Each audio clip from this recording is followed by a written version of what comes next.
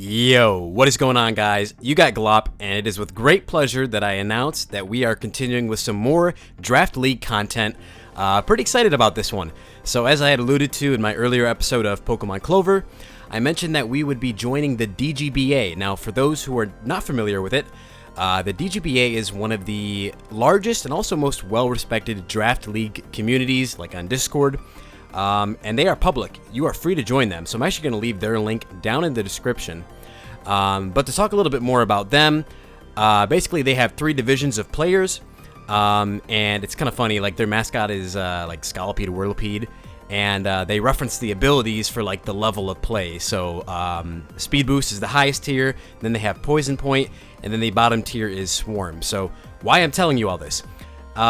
Recently, one of the members in the DGBA reached out to me, letting me know that one of the people in the Swarm division had dropped out or was being moved to a higher division, I believe. Basically, in that the team had no coach. So they know that I've been active in there recently, and they decided to give me a shot. So essentially what you're seeing here is I had to pick up a team, and the bad news is I had to keep the team the way it is for this week. But the good news is that I'm going to be able to change that in the future, which we'll be discussing for next week. So I'd like to take a little bit of time here to kind of review the matchup and my team building process. Now, for those of you who are not interested in that, I'm going to leave a timestamp down in the description so that you can just skip right on to the battle.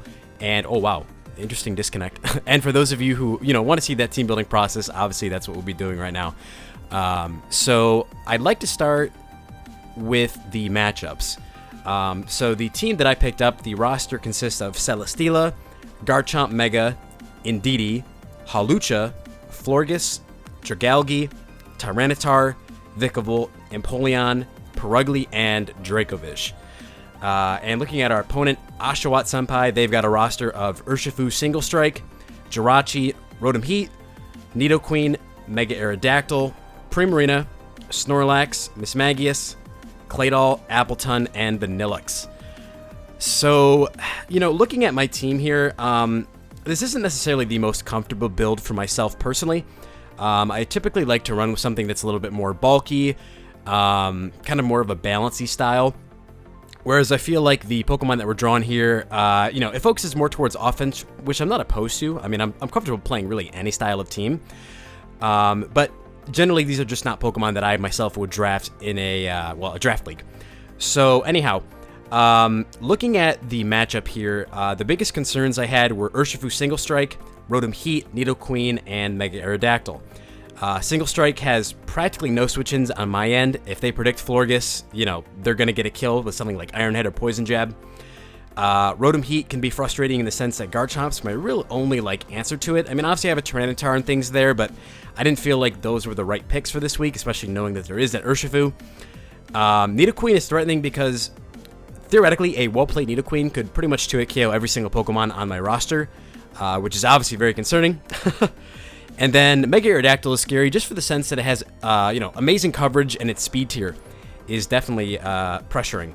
So I really made sure to prep for those threats especially. So we're going to take a little bit of time here and kind of dig into, what did that team building process look like. So immediately I wanted to make sure that I was using my Garchomp Mega, and it serves a few roles. Primarily, I mean, as sad as it sounds, I kind of just wanted it for a Stealth Rock bot. Pretty much the only, what's what I'm looking for, I guess valid Stealth Rocker to use in this matchup. Again, I don't really think Tyranitar is the right pick. And then in terms of its spread, basically I'm running enough speed to, even after Mega Evolving, we've got enough speed here to outspeed max speed Rotom Heat. We've put max into special attack to make sure that our Draco Meteors are hitting as hard as possible. And then, of course, we've got the leftover EVs put into our attack to kind of boost the damage of Earthquake and Aqua Tail, respectively. And for the move pool here, I've got Aqua Tail basically as a sort of catch-all. Aqua Tail helps a lot versus Mega Aerodactyl and Claydol. Knowing that Claydol might be an initial switch into Garchomp, I can hit it with a Draco and then followed up with an Aqua Tail for a KO the majority of the time. Obviously, it depends on their spread and things like that. But also, Aqua Tail is really here just for Mega Aerodactyl.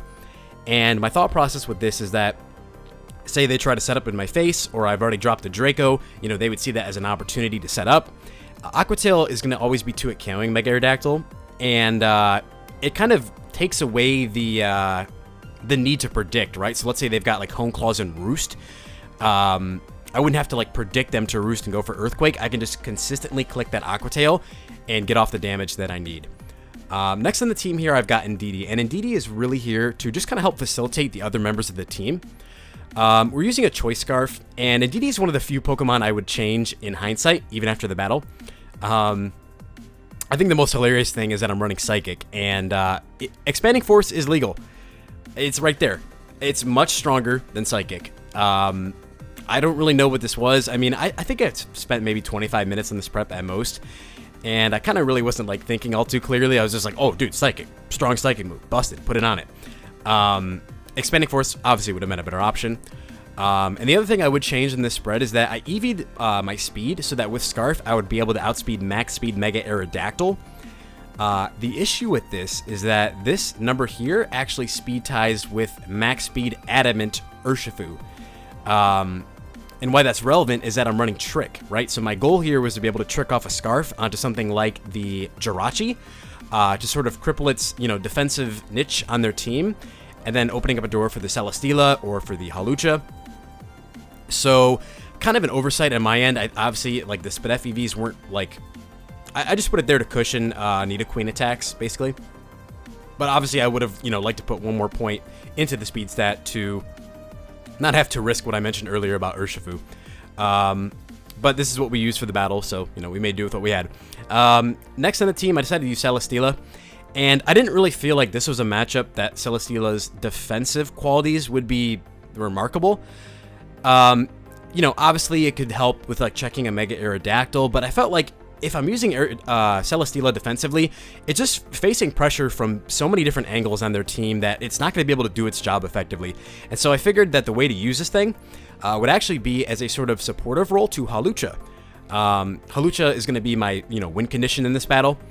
And I figured that it makes a lot of sense to just use an offensive Celesteela that can sort of get the ball rolling and open up a door for Hawlucha late game. So the EV spread is pretty standard, just max attack. And then I've got enough speed again so that with an Autotomize up, I'll be able to outspeed max speed Aerodactyl. Mega Aerodactyl, that is. And then I just put the rest in the Spadef to help get an extra boost from the Psychic Seed. So the idea is to get in Celesteela while the train is up, set up your Autotomize, and just start putting in work. Because this thing actually hits really hard. Acrobatics pretty much almost always one-shots Urshifu Single Strike, assuming there's no HP.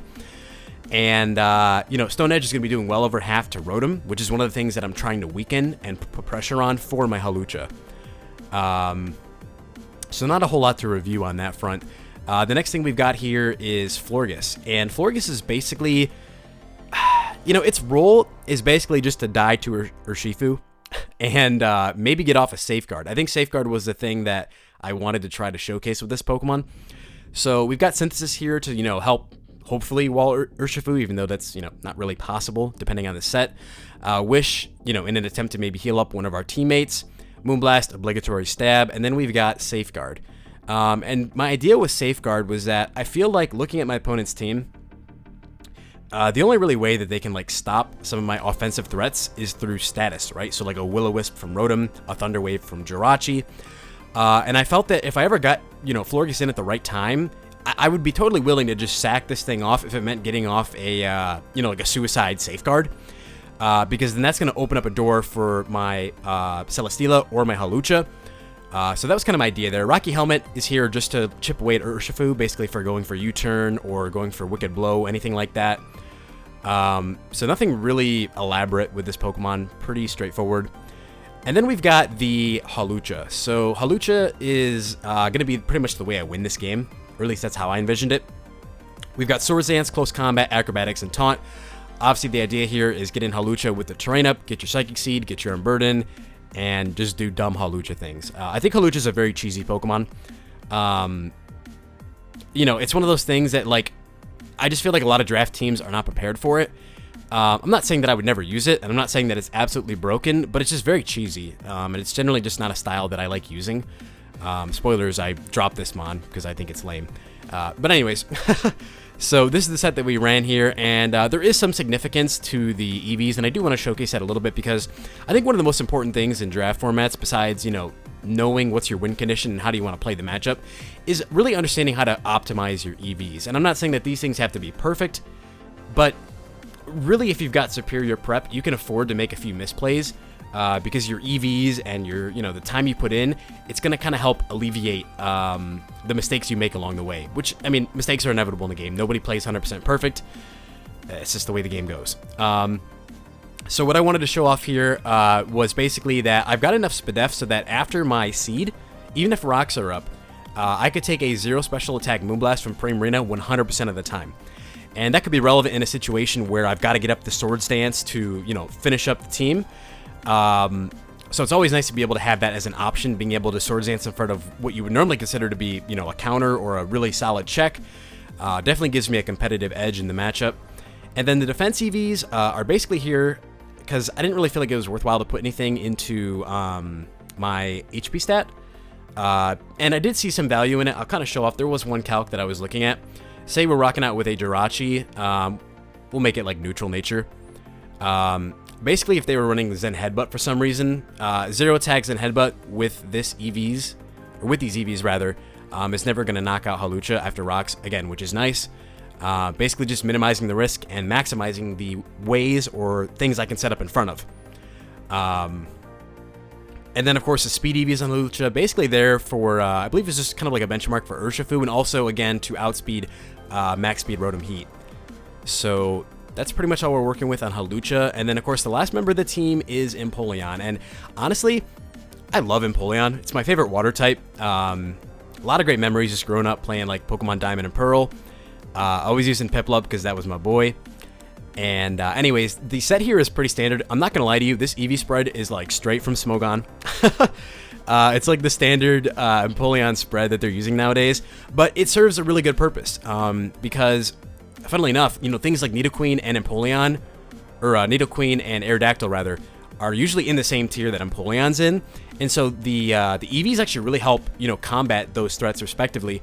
Obviously this SPDEF allowing it to live a max special attack Earth Power from Nidoqueen even after rocks. And the defense investment obviously helping, stave off things like a Mega Aerodactyl Earthquake. I believe Earthquake would put it in range of Torrent, which basically allows us to fire back with a very powerful Scald. And the moveset on here is kind of interesting. So I basically catered this towards a few things. The main thing I had in mind was the Prey Marina. I felt that, a Calm Mind variant could be dangerous. Originally I had Yawn, and then like 2 hours before the match, I switched it over to Roar, because I'm like, wait a minute, Calm Mind Prey Marina could be a threat. And as you see, that definitely helps. Knockoff, basically just get rid of items, Scald, obligatory stab. We've got Defog in case hazards start getting out of control. And that pretty much covers the team preview, or I guess the team builder. You might be wondering why I didn't opt to bring Dracovish, knowing that it's such a stupidly strong Pokemon. And there's two reasons why I didn't bring it. Number one, Appletun actually walls that thing. Now, I know what you're thinking. Well, duh, Choice Band Outrage just blows it back. You're not wrong. But what that does is it actually gives setup to Prey Marina, which I think is more dangerous for my team than it is, like, to have the value of Dracovish on the team, if that makes sense. Because Fishious Wren does absolutely nothing to max defense Appletun. Even if, I go first and I'm choice banded, all that jazz, it really does no damage. Ice Fang isn't doing enough either because of Thick Fat, so really the only way to kill it would be with an Outrage. And it's just not worth making that commitment, in my opinion. The other reason I did not bring Dracovish is I also think that Pokemon is incredibly cheesy. It's just so stupid. It really, like, over the years, I've seen a lot of skillless, brainless Pokemon, and somehow Game Freak continues to deliver something that I never thought would be possible. They just continue to blow my mind with all this broken shit that should not be in the game, Dracovish being one of them. But again, I thought it would be really a cheesy way to squeak out a win. I wanted to try something a little bit more offensive, because I figured, I'm already using a team that I'm not 100% comfortable with. Let's just try it, a style that maybe will help overwhelm my opponent. And the other thing, too, is that I felt that they would prep adequately for Dracovish. So it definitely helps in the sense that, maybe they didn't prep adequately for, like, offensive Celesteela or something else that I'm bringing. So yeah, that covers team preview. So we're going to go ahead and get right into the battle, guys. See you there. All right, guys. So we're here for the battle. And looking at the team preview here, I felt pretty confident going into this game. Fortunately, there was no Rotom Heat or Aerodactyl to worry about. And funnily enough, they did end up bringing the Appletun, which I do think makes sense because the threat of Dracovish is definitely looming. So In terms of my lead, I was considering Florges as an option, just because I did not want to be at a disadvantage immediately if they decided to lead off with the Urshifu, so that's exactly what I decided to end up doing. And turn 1, I kind of look like a clown. So I wanted to scout and see if Primarina was a faster variant, maybe something like Choice Specs, and I ended up being faster than them, so I went for Synthesis, anticipating to maybe take a Hydro Pump. That was a failure! But instead I ended up looking like an idiot, so I'm going to go ahead and break the substitute with Moonblast as they reveal Calm Mind, and I'm no stranger to threats. I'm not going to allow this thing to get out of hand. I'm going to immediately go out into my Empoleon, just so that I can roar this thing and get it out of the picture, as they like to go for another substitute, which is a fine play. But then I disagree with what they do here. They go for another Calm Mind, and, you know, in their position, I would imagine that the only reason I'd bring out this Empoleon is if I had something like the Roar, so that would have been a chance for them to break my Air Balloon, but thankfully for us, they do not decide to do that. I'm able to get them out of the picture with Roar as they go into Appleton. So I'm going to go out into my Florges, anticipating something like Leech Seed or some kind of dumb status move. And from here, I'm feeling like the Jirachi switch is very obvious. You know, they could go into it, get up rocks, do something like that. So I'm going to pull switch into my Garchomp, anticipating that. And they do end up switching out, but not into the Pokemon I expected. They go into Primarina.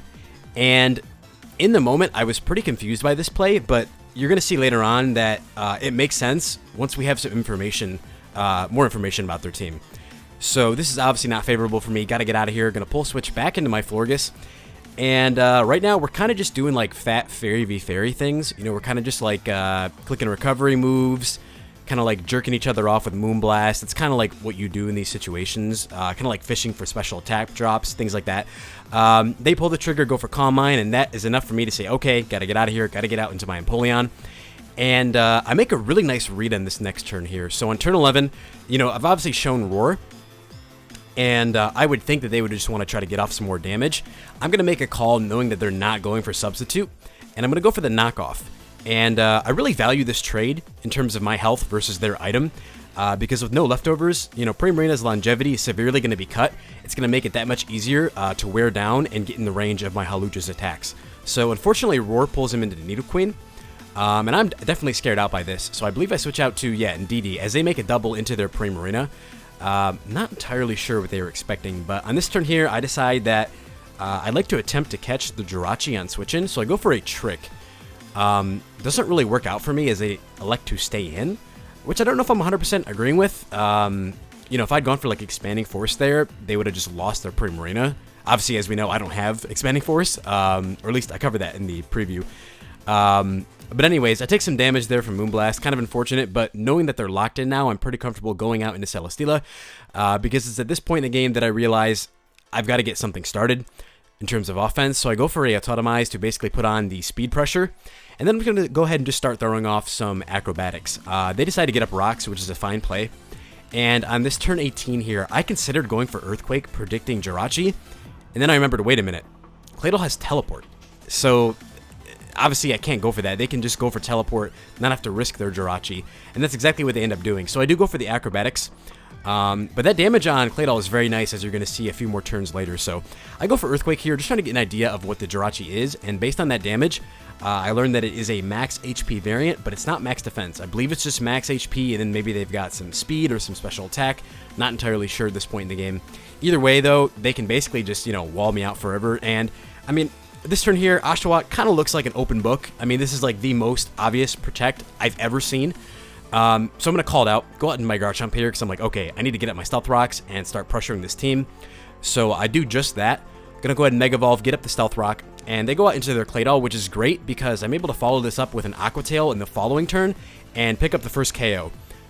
So already kind of getting the lead in terms of the Sack War, which is always nice. And their initial response is Nidoqueen, and, you know, this is like, I feel like this was like baby's first bait. This screams to me Shuka. So I'm like, okay, you just want to try to get a cheesy kill on me with Ice Beam. I'm obviously not going to allow that to happen. So I'm going to pull a switch out here into my Empoleon, anticipating an Ice Beam. And then I can't recall, I might double here. Yeah, they go Appleton, that's right. So I make a really nice catch-all play here. I don't know, I kind of wasn't expecting them to stay in, knowing that I have Pokemon that can switch into an Earth Power, but I decided to just kind of make this play because it covered if they stayed in and Earth Powered, and it also covered if they switched out. That's exactly what happens here. I'm able to get in Celesteela on the Appleton, and I'm pretty much free to just throw off an Acrobatics. So I do just that, and they go for Leech Seed, and right here, I wouldn't say this was getting lost in the sauce in this next turn, but I guess I just didn't read into the fact that I guess from this position, they don't really need Appleton anymore, but I figure they might want to try to keep it. So I pull a double here into Garchomp, expecting the Jirachi, since you could pretty freely go out into Jirachi, maybe try to wish up the Appleton, or just, stave off attacks from Celesteela. So I make an aggressive double here into my Garchomp. It kind of works out, because I only take a little bit of damage from Apple Acid, and it's at this point that I realize, okay, if you just stayed in and clicked Apple Acid, you're just sacking this off, right? Because initially, I'm thinking they don't want to let Celesteela get out of hand and start steamrolling them with, Beast Boost, giving them an attack boost. But then I realized if this thing goes down, they just get a free switch into their Urshifu and they can claim one. So I understand their play. Knowing that, I'm just going to go ahead and throw off Draco, knowing that they're sacking this thing. That's going to allow them to get in their Urshifu. And I basically acknowledge at this point that Florges has, served its purpose. I figured this is a good chance here to get off some chip with the Rocky Helmet. So they're going to be able to 2-hit KO me with the Wicked Blow. And I believe my response is Indeedee. Now, this is where what I talked about in my team builder is quite relevant. Because, again, if they are running Adamant Nature and they are max speed, then we're actually speed tying right now, since I already tricked away my Choice Scarf. So this could have been dangerous if they decided to stay in and risk it. Thankfully for me, they respect the idea that, I could be running more speed. And I decided to throw off a Mystical Fire here, expecting Jirachi to want to come in, trying to snipe that thing for some damage. As I go into Nidoqueen, which I was definitely a little bit confused about. I guess maybe they were expecting Dazzling Gleam, which is a fine play. But then it's revealed here that it's Choice Scarf Nidoqueen. And, it looks a little weird why they went for Ice Beam there, but I totally understand it. Basically, if they killed off my Indeedee, that would allow in Hawlucha, and I could just start setting up, which they obviously do not want happening. But this is nice for me because the special attack drop actually comes in clutch, and I'm able to take that Ice Beam and finish off the Nidoqueen with a Psychic. And some people were definitely clowning on me in the chat, being like, bruh, why aren't you using Expanding Force? Lapse of judgment. That also kind of plays a factor here because I'm not able to knock out this Primarina, which was definitely annoying in the moment. But I'm able to get off some nice chip with it, and that's going to put it in range of pretty much any attack from any of my Pokemon. I'm going to elect to go out into Hawlucha, knowing that my turns of Psychic Terrain are now limited. And I'm going to get my Seed activated, get my Unburden. And I'm just going to throw off an Acrobatics, because there's no reason for them to, switch out in this position. Now, I did talk about in my team builder that I could have taken a 0 special attack Moonblast. And based on some damage calcs that I was running in the moment, it looked like that was the case. But knowing that I have a Pokemon advantage, I really didn't feel like I needed to take a risk like that. Like, I felt like there was a much safer way to victory, as you will see. So I'm just going to go ahead and pick them off with the Acrobatics. They're going to go out into Jirachi, and right here, I don't want to risk them being, like, Psychic, because so far we've only seen Wish and Protect. And, there's a chance that Psychic, if they have some investment in the Psychic Terrain, could definitely kill my Hawlucha.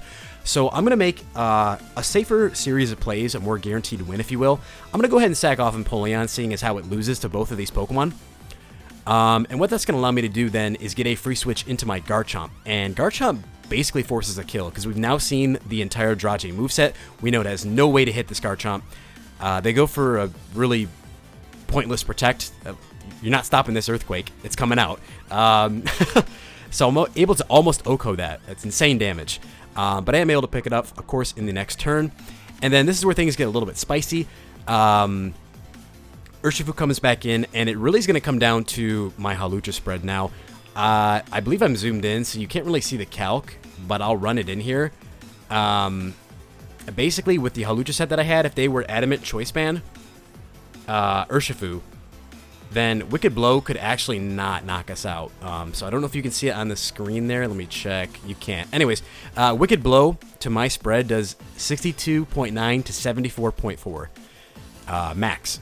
And what's so nice about this, it sounds kind of ironic saying nice, but like, the move always crits, right? So there's no like risk of it critting, because it's going to crit anyways. The damage that is there is, that's what it's going to be.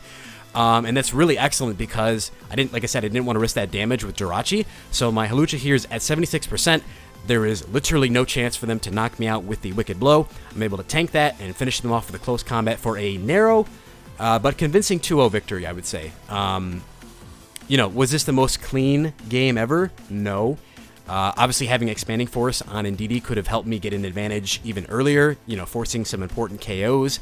But I think that the game overall, I made the aggressive doubles that I had to, and I played safe enough so that I guaranteed a win, but I didn't risk any kind of, I didn't give my opponent too much room to mount a comeback or, capitalize on a lack of, what am I looking for? A lack of pressure on my front. So overall, pretty happy with how the game went down. And then, of course, moving forward, we're actually going to be using a different team.